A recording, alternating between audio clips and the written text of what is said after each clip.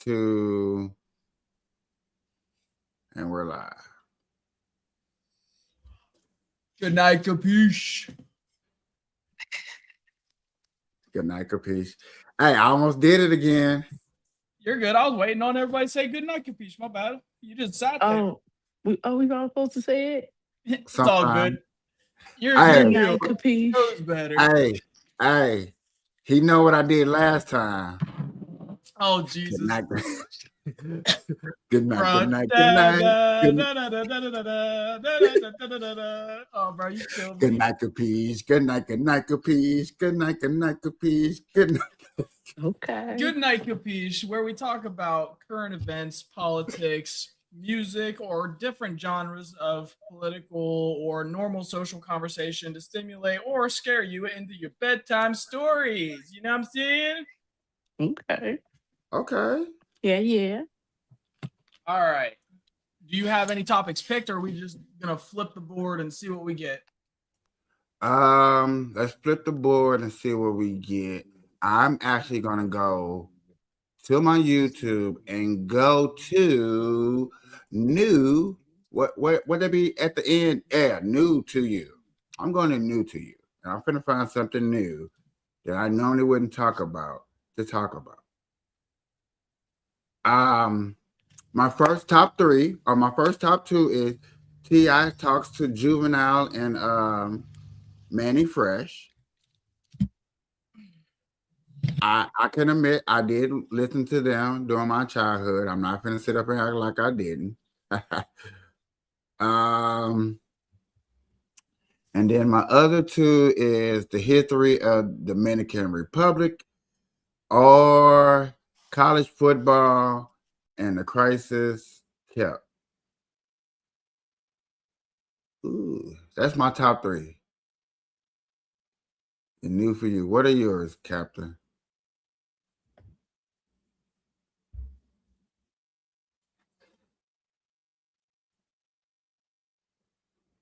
For some reason, I can't hear you at all. Hello? Yep, now I hear you. Oh, my bad. So we have the Supreme Court striking down the tariffs. Obviously, is pretty big news because, that was it's always been a huge conversation as of late because of everything being negatively impacting, businesses and such. So that's a big one. Then we have the clips of Dean Withers and who is it? Steven from Straight Shooter. Oh, did that one video ever come out with Stephen A. Smith and that kid? I'm pretty sure, yeah, that should have already, that's what I'm looking up right now.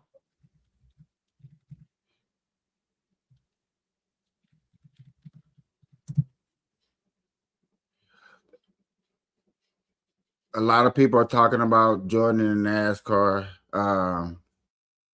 Daytona 500 win. I bet the Daytona should be happy that he win because they're making a lot of noise. That's good for. I don't know what Dean did, but he had to upset Steven. He had to have said something that did not sit right with his producers. Why?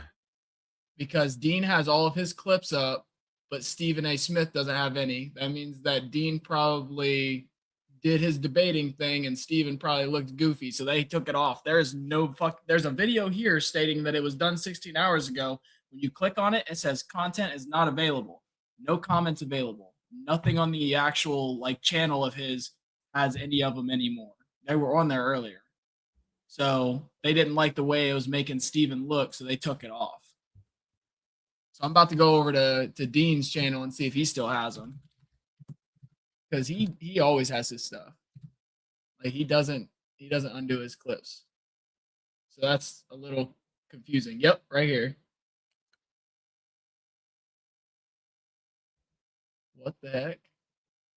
So is something going on with YouTube? Do you know? Because I'm getting the same thing for both. Yeah, I think YouTube's down right now. I don't even think I don't even think it was So what I what was is thinking. what's the name? You Dean. What? get Withers. So Okay. Okay. Withers. Okay. And Is my YouTube down? okay, shit, those are shorts. Shit. I'm just confused.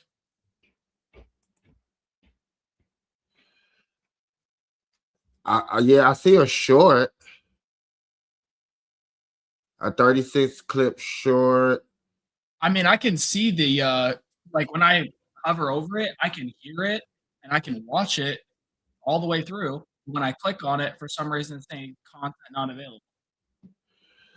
I'm not even seeing the content yet. I just seen that small little clip. Oh, hold on. I think my YouTube was just bugging. I just pulled it up. So it's 25 minutes long. It says a liberal conversation with Dean Withers. You want me to pull it up for you to try again? Sure. I got you. I mean, Stephen A. Smith is not gonna show it. I wonder why. You know what I'm saying? Well, I think it was just my YouTube bugging. That's what I was just trying to. Or Stephen A. Smith could be trying to post it later, on his so-called Well, one that's I schedule. just clicked on his and it was doing the same thing. That's why I said I think it's my YouTube being bugged because it just now let me through with the other one. So if I go to his page, it'll probably have the same thing. Oh, okay. Or actually, no, this is the one from Steven. Look right here. Okay. Cool. 7 minutes. Past hour number one back here on Straight Shooter with yours truly, Stephen A. Coming at you as I love to do every Wednesday evening from 6 to 8 p.m. Eastern Standard Time. My honor and privilege to have my next guest. I've been waiting to talk to him. He's just 21 years of age, 21-year-old liberal political commentator with more than 8.2 million combined followers on the social media and over 105 million likes on TikTok alone. Matter of fact, I think the number eclipses 9 million. His daily political and social live streams on YouTube and TikTok have made him the Gen Z face of politics.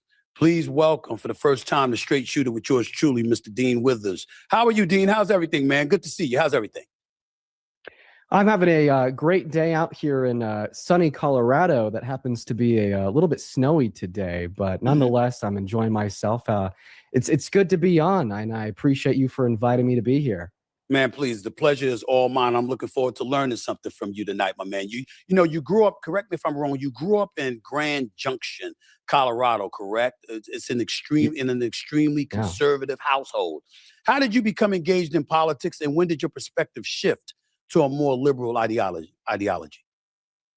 That's a good question because, as you pointed out, I absolutely did grow up not just in a conservative household, but a conservative environment, going to church 2 times a week and everybody around me kind of having the same thoughts as my parents. So, I mean, the branch off to liberalism for me really started first on J6 when I watched, the president, who's still the president today, Donald Trump, cause his followers to go raid our Capitol, literally smear their feces on the walls inside, which kind of in my mind sparked this thought of sparking division across the country. And at that point, maybe I still agreed with some of his policies, or at least thought I did. But inevitably, because of how divisive that presidency was, it really drove me away. And, since J6, of course, that's 2021 until now in 2026, I've spent my time reading, researching, and really have taken an initiative to learn more about not just the world we live in, but the government in which controls the policy that influences my life and the lives of those that I care. And to put in a nutshell, I think I'm on the left because reality has a left-leaning bias. I hear what you're saying. I guess what I'm asking is, do you find yourself being on the left because you're against Donald Trump or because you genuinely feel what liberals feel? Policy-wise. It's a mix of both. I'm on the left because I agree with how liberals feel. And I mean, a lot of the, points that we see being thrown around about the necessary nature of things like universal health care, about caring for everybody, about how social programs, influence the drive to push our country forward compared to holding us back because poor people are lazy. On top of, the social issues that I care about, such as, the acceptance of everybody, regardless of your sexual orientation, race, or gender. But right now, I do spend a lot of my time talking about, the tyranny that we see downstream from the Trump administration. And honestly, today I feel like what it means to be on the left does include, these policy initiatives that we've been hearing people like Bernie Sanders talk about for years now. But it also includes, this very deep-rooted resentment for, the abuse of power that we are now all watching every day, either on our phone screens, on the TV, or maybe as you are, maybe some of your producers out there in DC. I just wanted to pause it for a quick second. Just real quick. This is your first time watching this kid, correct? No. Oh, it's not. Okay, I thought you said you hadn't seen him a whole lot, like you've seen him in like a couple of clips and stuff. I seen him. This is my first time seeing him do an interview. My first time seeing him was when he sat there and did the 20 versus I think he did the Trump supporters one. 20 versus Republicans versus one liberal. Yeah, I think that's the one he did. But this is the first actual sit down where you get to see him coherently talking with another person who actually knows what they're talking about. Yeah. Fair enough. So far, like, you understand why I listen to the kid, right? Like, he puts his words together pretty well. He understands what he's talking about. He's done extensive research, and he continues to do so and cite what he needs to make sure people understand where he's getting it from. Yes, he has made key points to solidify that he's a Democrat. Yes. Well, liberal. Do you blame Trump when you're talking about the abuse of power? I shouldn't say do you blame Trump, because I know you do. But I'm talking about, is it just him? Is it primarily him? Or do you have more of a concern about those who, dare we say, are lacking a spine when it comes to confronting him about some of the things that he does? See, for me, I think more about that than him, because I believe that anybody in a position of power, unfortunately, throughout history, has shown that if they can wield it with impunity, they will do so. It's usually the checks and balances that we have in place as the United States of America, where you're checking cats and you're saying, you can't do that. We're not letting you get away with that. We saw more of that in the past. We certainly don't see enough of that now. That's where I look at when I'm looking at Congress and the Senate, obviously, when it comes to, the checks and balances that I believe have been minimized, to say the least. Absolutely. I mean, I agree with you there. I think this equation definitely includes a condemnation of those who capitulate. But of course, that all starts with what they're capitulating to.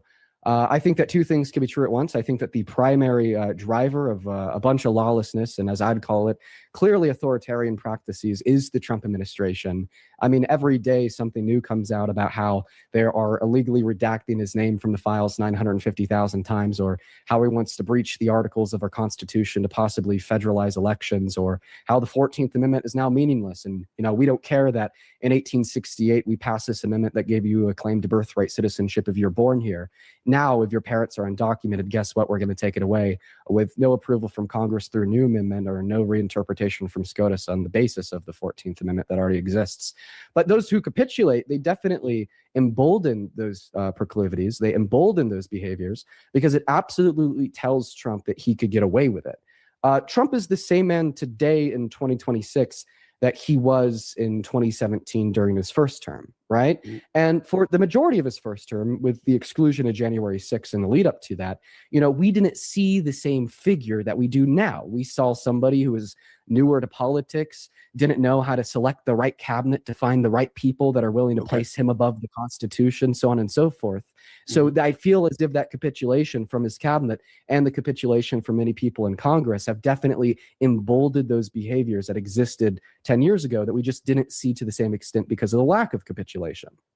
What about, as a liberal commentator, what about those on the right that make the argument that you kind of brought it on yourself, not you, the Democratic Party, when they talked about how you weaponized, the justice system in pursuing cases against him? You were excessive in doing so. And as a result, him being back in office and engaging in what I've personally called a vengeance tour, against a myriad of people, all of whom the John Boltons of the world, the Letitia James of the world, Jack Smiths of the world, and others, of course. What about the role that liberals are accused of playing in it? Because when they had power, they certainly did everything they could to try and undermine him, if not flat out throw him in jail for the rest of his life. What do you say to that? Well, I mean, if wanting to hold a criminal accountable for their crimes is now something that the right is outcasting, labeling as bad, and using as justification for more crime, I would seriously doubt the speculative basis that those on the right have been screaming and shouting about law and order. Listen, the claim that we see from millions of Americans that the Biden-Harris administration somehow weaponized or abused the DOJ against Trump is baseless. It is just a form or a piece, a figment of this big lie propaganda that we've seen distributed by the Trump administration in an attempt to get larger populist support for their lawlessness. And a really good example of just how baseless it truly is what we've seen coming from the DOJ in the last year and a month with the Epstein files. I mean, there's a couple things from the Epstein files that we know makes Trump look bad. Okay, we know if it was present and publicly available before the 2020 election, would have inevitably led to less people voting for Trump. Could have even won Kamala Harris the election. But because the DOJ upheld such great respect for the independence of the DOJ from the Biden-Harris administration, because that's what the Biden-Harris administration upheld, they didn't dip their hand into those files and just release the ones that incriminated Trump because they respect because they respect the checks and balances, because they respect that separation.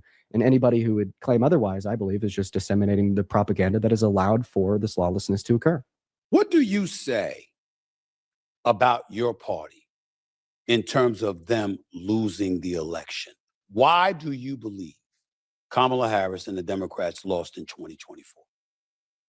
I'd say the largest reason why Kamala Harris lost the 2024 election had a lot to do with people's, feelings directed towards the economy that didn't perform too well under the Biden-Harris administration, which of course would be, in my mind, predominantly caused by the pandemic.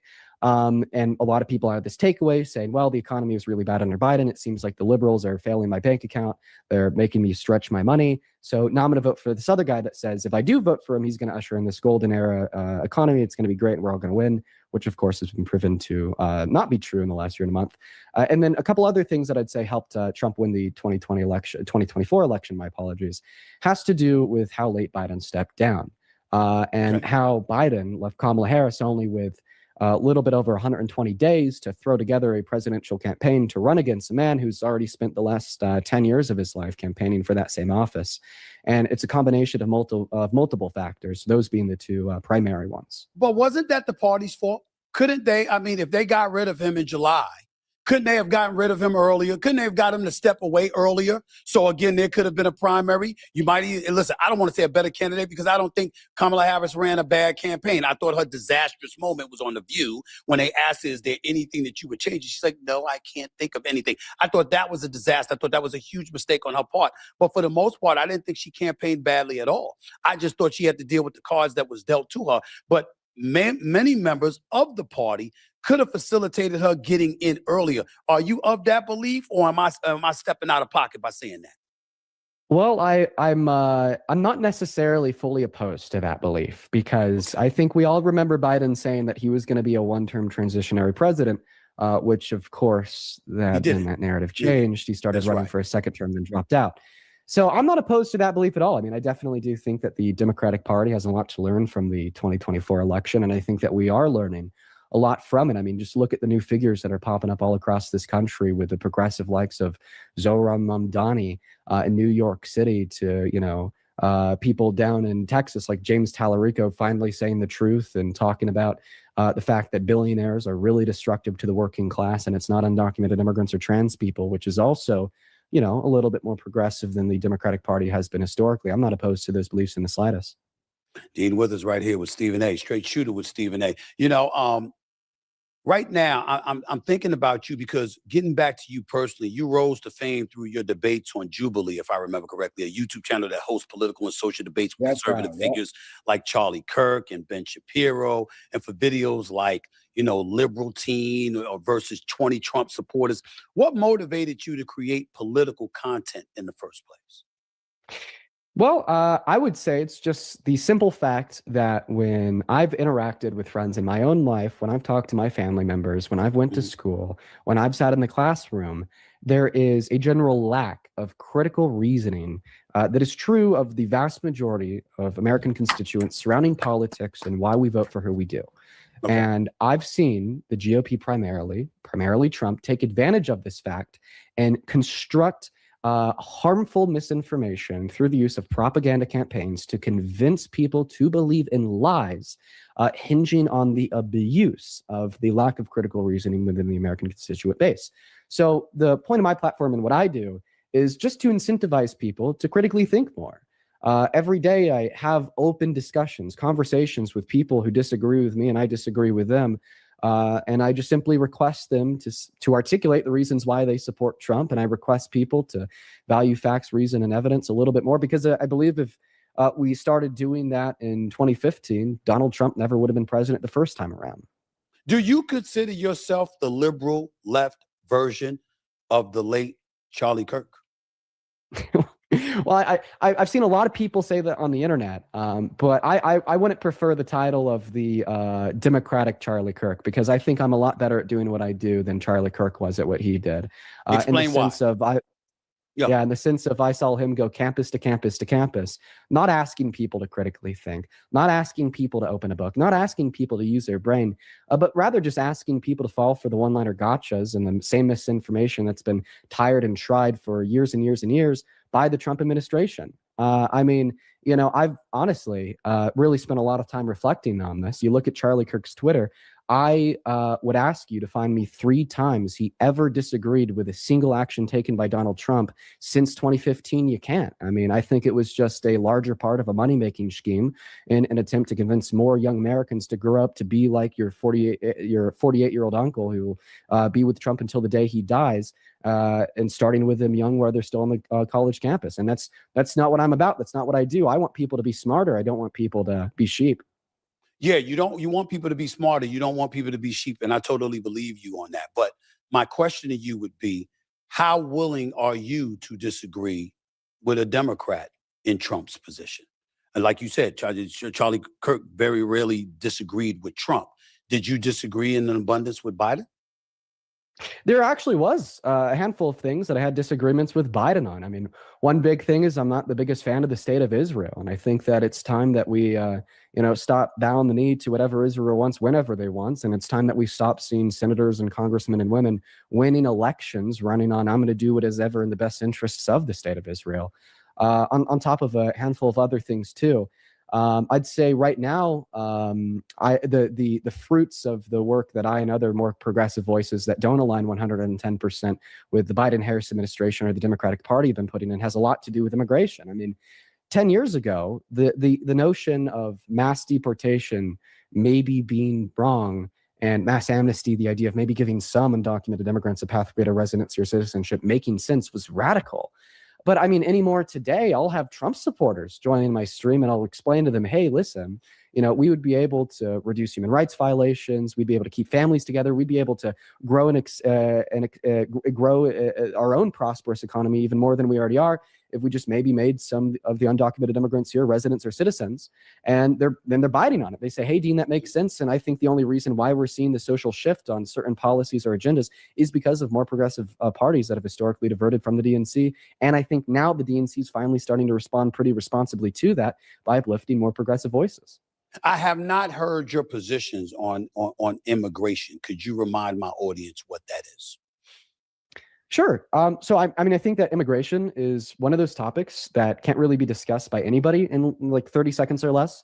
And I think if anybody tells you they can discuss immigration in 30 seconds or less, they're just feeding you like likely partisan talking points. But, in an attempt to condense it down to a nutshell, I mean, I think the way that we can very pragmatically reduce undocumented immigration into this country is by wiping out the incentive for 99.9% of it. I mean, look, 99.9% of undocumented immigrants are not violent criminals. They're not MS-13 gang members. They're hardworking mothers and fathers or unaccompanied minors. And why have they chosen to enter into this country with the use of undocumented means? Well, it's because our border has a backlog of like 12 years if you want to become a citizen.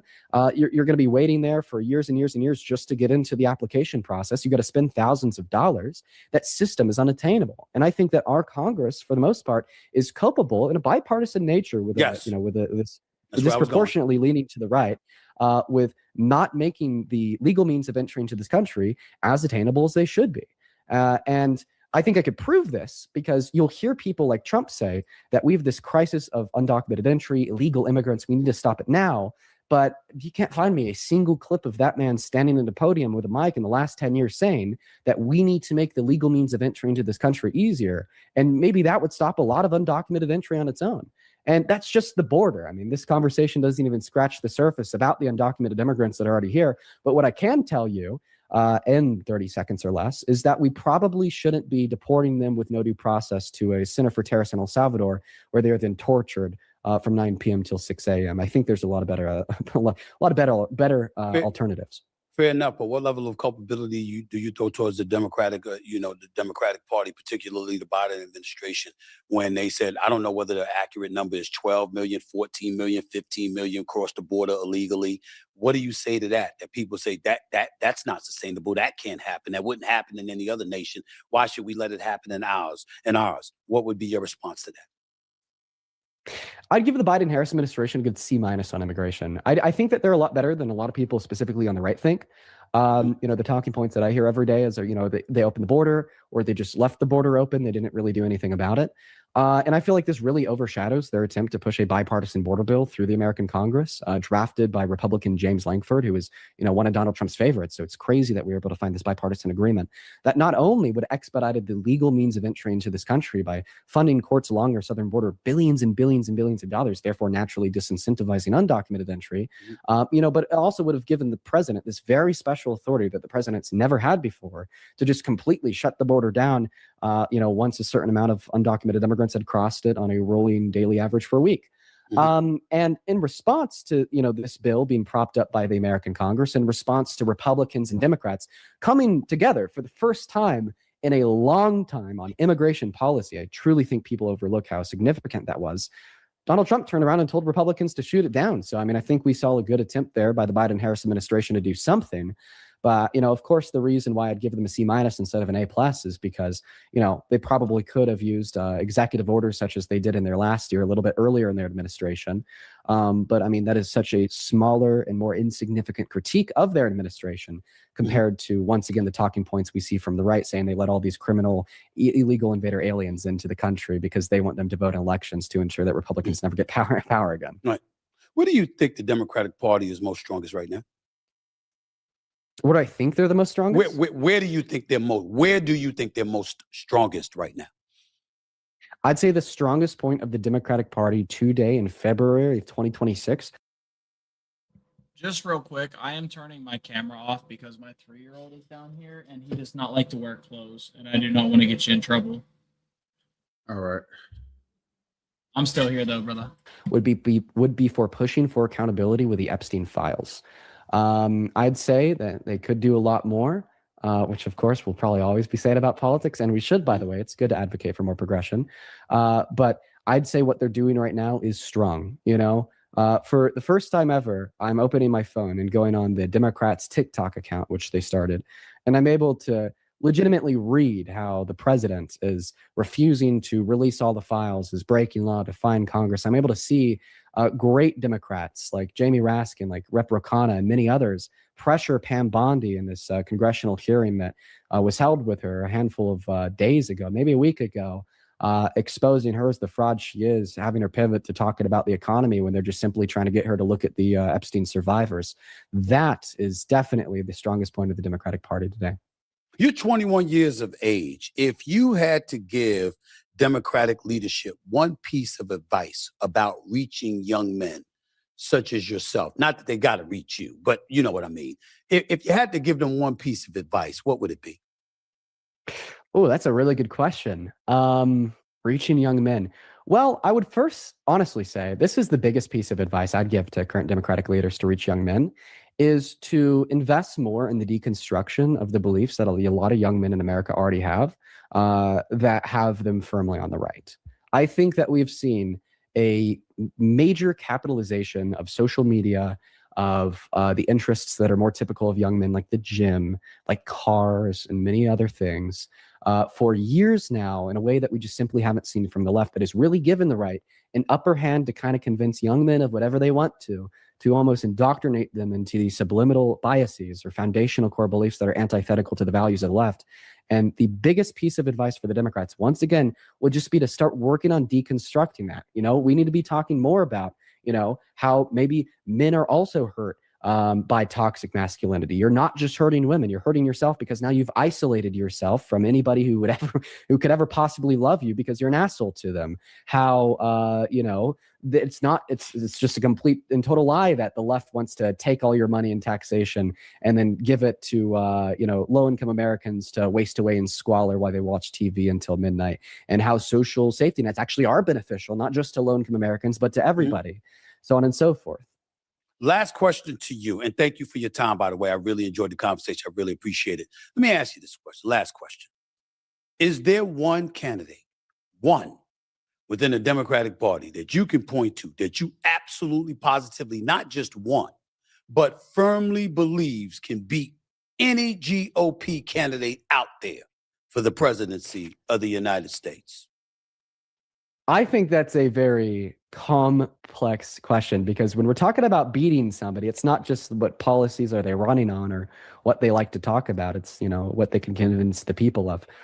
I'm going to be honest here, Stephen. From my perspective, it's a little bit too early for me to put all my eggs in one basket. Mm-hmm. But what I will say, God, when I listen to AOC talk, there's just this feeling that I haven't gotten since Obama.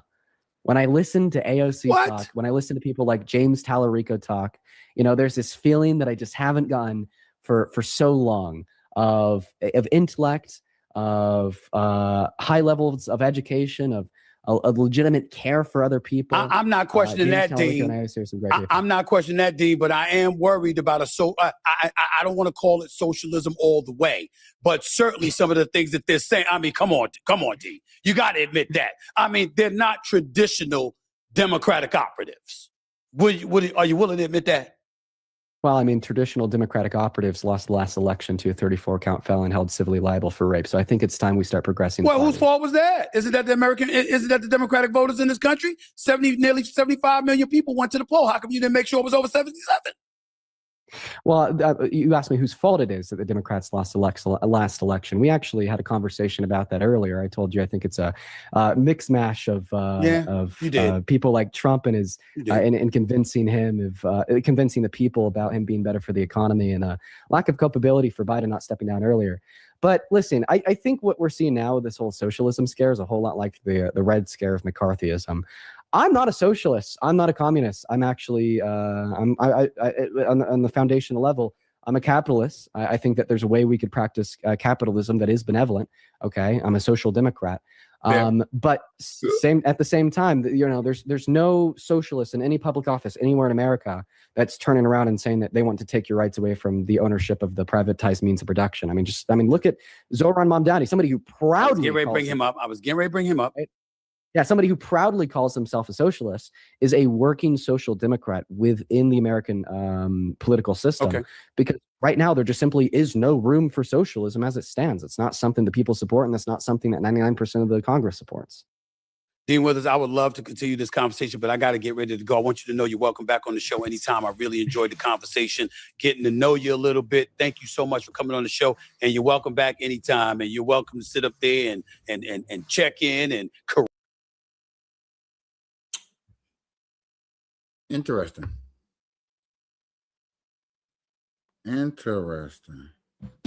Yeah. I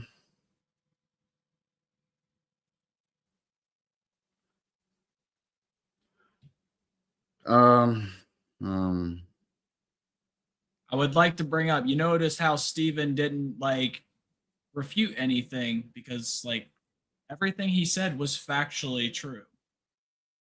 All backed up by either court documents or sworn testimony held liable by perjury and prison time.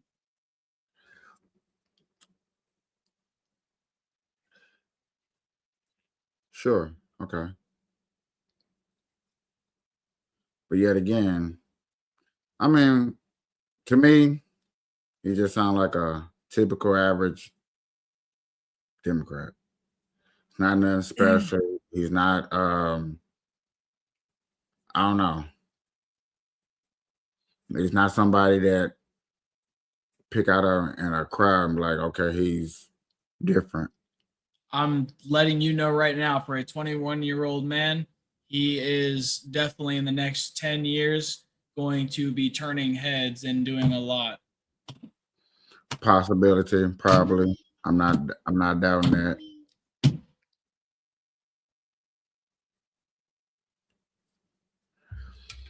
Um, but just going after that interview, just that interview alone, period, not nothing else. He didn't have no pushback. He didn't have to actually do anything, show any facts, Stephen cite A. Smith anything. ain't no pushback type of person. I know. That's what I was saying, is like you're just getting like raw understanding and information and what he's learned and gained from the past. You just give him his intake on his party and what he's doing, what he looks at for the future, what made him decide his decisions on becoming a Democrat, things, how he looked at this administration, and what he don't like about it, and Reason then, why certain and things then he talked happen. about the future of who he can see. Like I said, it's not really his true candidate, but yet again, just speaking on it for right now, if he had to choose somebody, yeah. So Dolly, yeah. yet again, like I said, just from that take, he just sounds like a typical average, loving Democrat. And notice there's nothing wrong with that. I'm not Yeah. throwing shade to it. Just that's what he sounds like. I kind of figured that'd be your response. Yeah, he just sounds like a I didn't expect you to like the kid.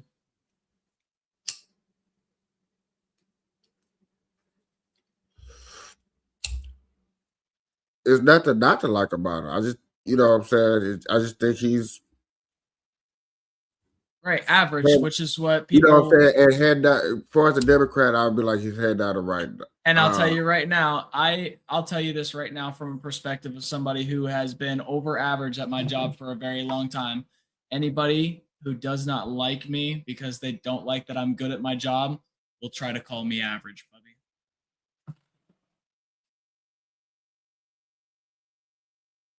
Like most people that try to downplay somebody's ability, skill, or intellect, most likely there's more to it than just like trying to call them average.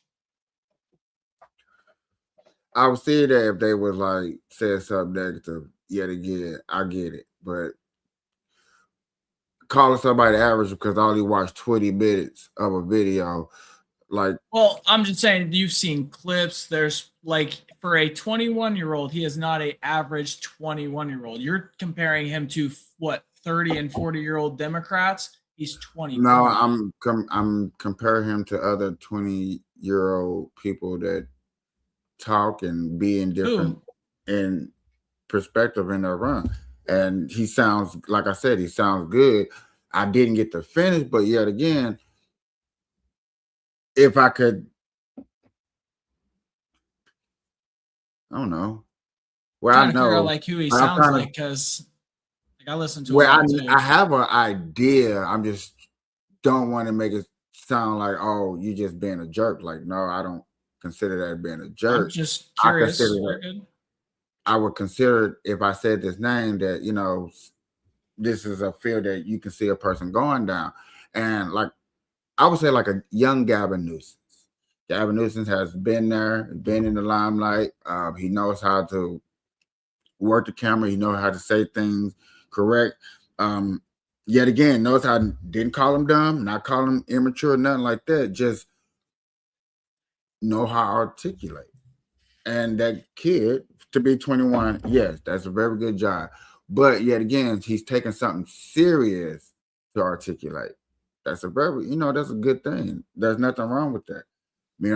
Somebody that probably see him probably wish that he was 35 and what I'm saying, can really put a foot in the game and step. He would be a nice young candidate. I would throw in Democrats' faces if that kid did run at the age of 35 and he didn't make it for it. Be like, yeah, people scream a young candidate. You had a young candidate and you didn't even, what I'm saying, blink an eye. So, what I'm saying? I'm not knocking the kid. You know what I'm saying? He has a bright future. He just, like I said, 20 minutes. He's not high on your list. I get it. like you just don't prefer the way like you think he's average. I get it. You could see that there's probably people that would be able to what do you I'm just I don't know. I get it. I like the kid and I agree with a lot of his points. I think the way that he handles things in a respectful manner when he's in a setting like this is like top tier. And then the way he handles things on his own page when you have people that you can obviously tell don't understand critical thinking, like he was saying, right? When you get to that point and somebody just doesn't understand logic, reason, and when you're putting facts in their face, they can't understand it. Like he also knows how to handle that. That's what's up. But it's just one of those things. Like I know that there's a lot that he said that you probably didn't like or agree with, and I get that. But it's just one of those things. He wouldn't say it because he is on live with millions of people. If he says anything that is not factually true, that can be backed up with factual evidence or testimony under the like law of perjury, he would be sued into the fucking ground. And we all know Trump liked to sue people into the ground if he has a reason. There's a reason he's not suing them. It's because everything he's saying is 100% factual.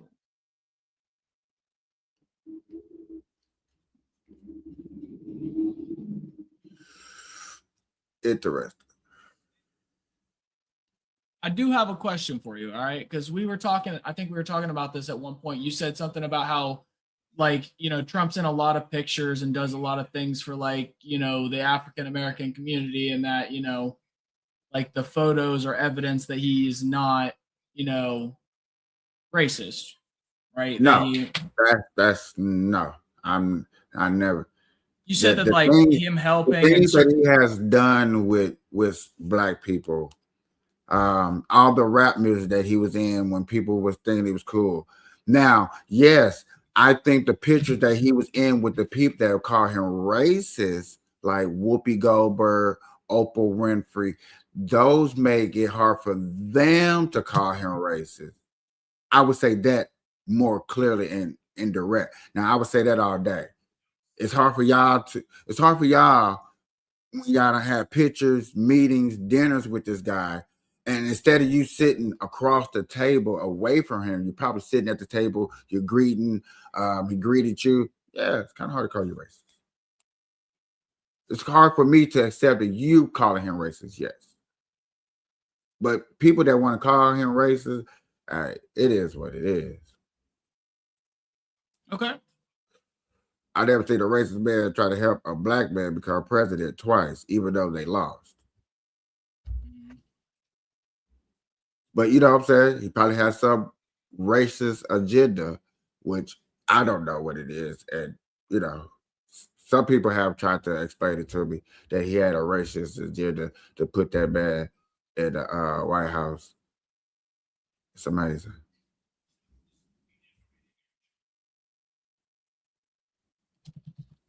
He does a whole bit on many reasons why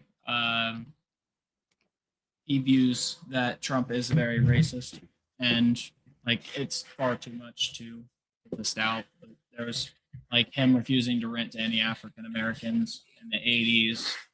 There was sorry. like him openly stating this. By the way, this is not like you but, gotta think. And I get that, but yet again, in the 80s. And there's more. I'm. That's just the start of the list, Bubba. Yeah, but see, when y'all do that list thing, then I forget what I'm going to say because y'all list get long. That's why I be just like, okay, boom, let me say that part, and then you can always go to the next. It's cool. I gotcha. So that's also why I do that, because my ADHD does the same thing, and then you get upset that I interrupt you and go back and forth like that. So I get it. That's my bad. I guess you know what. That's where we're always gonna bump. Yeah, trust me, I get it. That's even if we like it or not, you know. Yeah. That's why I told her, like, sometimes we friends, sometimes we rivals. It just fucking works sometimes, man. But it's all out of fucking just conversation. Like anybody that's watching that has watched this should fucking know that by now. Yeah. Hey, listen here. If people probably put in their comments their true thoughts about us at certain times on like topics like this where we're batting, yeah, they're probably like, yeah, they're not coming back up there no more. This is the last show.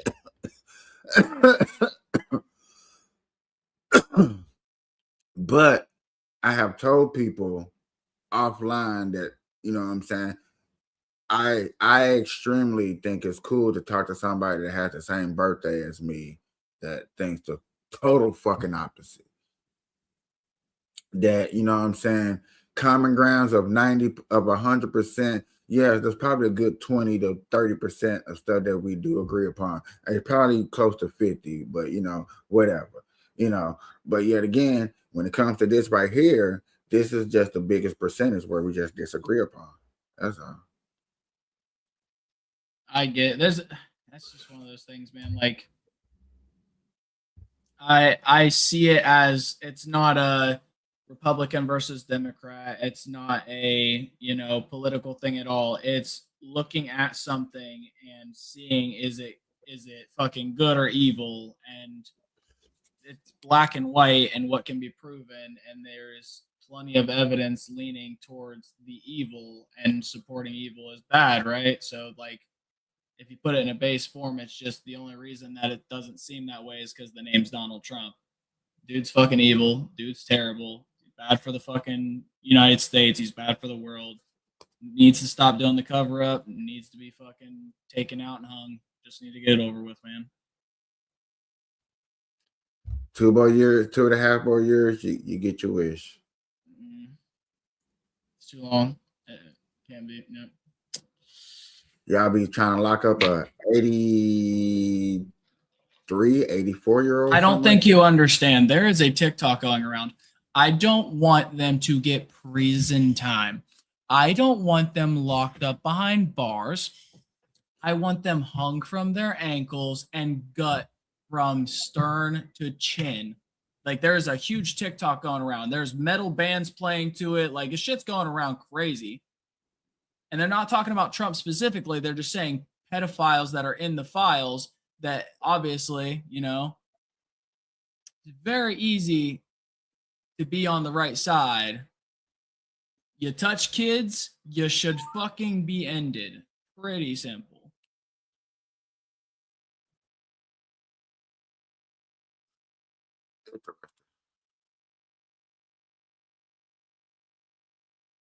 Interesting.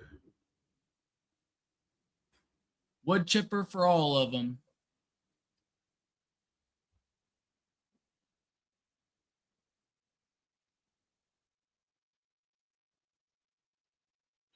A lot of people would love that, would probably be dancing up and down in the streets. You know what I'm saying? Celebrating, cheering. No. If somebody leads it right, there's no fucking way there should be cheering or anything like that.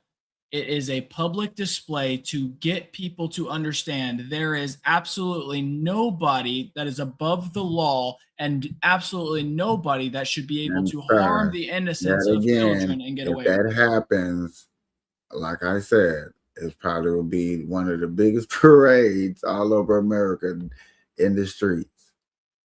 As I said, if done by a good leader, somebody who does it right, that is not going to be a thing. But nobody's going to get publicly executed anyway. Oh, okay. At worst case, he's probably going to get fucking euthanized, however they fucking do it. Oh, you talk about the actual whatever happens to him. Yeah, whenever the sentence. And I'm saying I'm just saying a scenario. If that happens, it's going to be a bunch of people in the streets celebrating and cheering and all types of stuff. Yeah, if it's a public execution, they wouldn't be able to allow that. If it's something like that, by all means, let people celebrate. A child molester being fucking ended. Do one, do them all, then. Absolutely. String them all up. Every fucking one of them proven to be fucking on there and doing things that they shouldn't be. Absolutely. I just want to see all the people that be out there celebrating. Oh, you're talking about them. I was talking about all the pedos. We on different sides of this. I don't care what y'all do with the pedos. See, that's a problem. What? I'm supposed to care what y'all do? I mean, yeah, because like if you don't care, that means you don't care if they like actually get taken care of, right? No, that does not. So you do care. No, You want them no, to come to no. justice, right? Come to justice. Like I said, what y'all do, I don't care. That doesn't put me in automatically in a whole nother category. Like Just just because I drop, just say washing your hands with it is like that's what I'm trying to explain to you, KP. Just washing your hands of it and acting like you don't have to be a part of it when you are a part of the world that it is a part of is kind of like my point. That's all I'm getting at. And that's because, like I've said, we've went over this many and many times. I don't believe you have proper empathy because like just the way that you came up, like it just is what it is. Like there's certain things that your brain does not compute in what a normal like neurotypical way would happen. so. I'm supposed to be what? What is a normal what? What is this normalness? Here's my here I got a question for you, KP. Okay. You're sitting there talking to somebody. All right. This is just you in like a coffee shop. All right. You are waiting to get coffee. You strike up conversation with somebody who's in line ahead of you. It's a young lady, right? You guys don't know each other. This is the first time you meeting. Somebody comes up, shoves her out the way, and starts saying, "That's my line, or that's my spot in line. I'm getting my coffee before you." How do you feel? That person was done wrong. I don't know how I feel. That's it. You're just gonna stand there. The person gets pushed. You just Yeah, they stand there. did. It's like you didn't hear nothing I said. I'm just asking, like, what's your thoughts? What are you doing? I Like, I'm trying told to you get. that person is wrong. That's Now, wrong. that's it. You're just thinking that person's wrong. You're just standing there, right? You're not doing anything. What? I mean, is she not getting in line? I don't know what's good. I mean, I just answered the question. I know. That's what I'm Wrong. asking. What action are you taking? Are you saying any words? Are you doing anything? Are you just standing there thinking, well, that's wrong? I don't know. I'll probably help. Probably. Yeah, Okay. it's a probably. So that's It's the no. thing. It's no guarantee. Now, the thing is, people are feeling, including myself, that just because you are not there and it is not a part of you directly, that you don't know how deep this goes. This could affect people that you knew that passed away and that they never said nothing, right? This could affect people that like I don't know how to put this to like I'm not trying to get you to feel. I'm just trying to get you to understand the perspective that I have and why I'm frustrated that like the lack of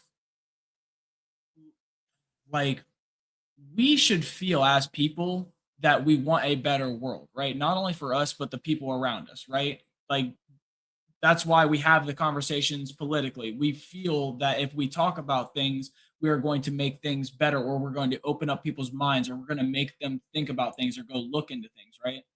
Right. So, in our minds, this is helping people broaden themselves and do better.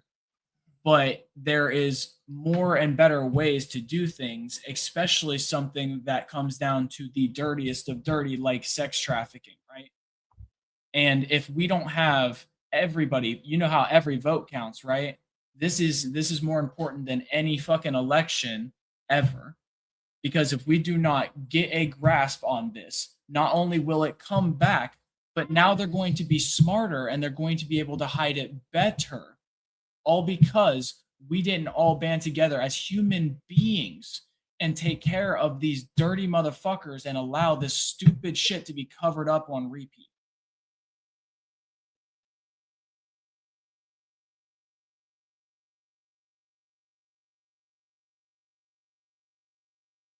Okay.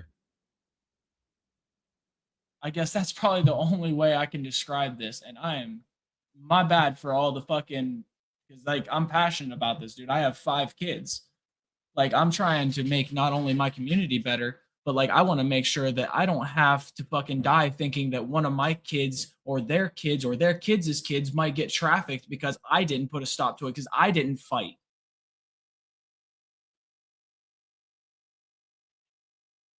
And it's not just my kids, man. A young lady got off the bus. She's only like 6, 7 years old. She got off the bus. My daughter came over and she said, "Hey, her car's not there. I don't know what to do." I said, "Well, okay. Well, we're going to have you guys play right out here. You guys all stay right here. Don't go anywhere. We'll see if we can find a phone number in her backpack or something," which we did. Luckily, we called, the phone number, and it was her grandma. And she thanked us profusely. She asked, if we could keep an eye on her until she got there. And, luckily it was us. Like, that's the thing. If it wasn't us, what if it was somebody else? And that freaks us out all the time, is we are the nice kind of people that will take care of any children around us. But this isn't a world where you can trust any and everybody with children anymore. And it's getting more and more apparent that the dirtiest of dirty people pay very vulnerable people to not only look at their children in very demeaning ways, but other stuff. And it's terrible. And I don't want to live in a world like that. And nobody should want to live in a world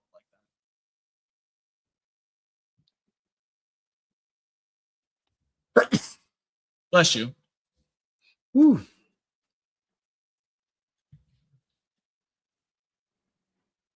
Oh my God. Whew. Boy.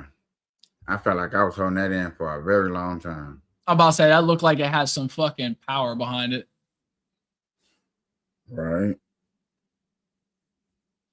I'll be honest with you, brother. I am going to try to go get because my youngest is still running around and it's 3 a.m. I need to go get his ass to bed, dude.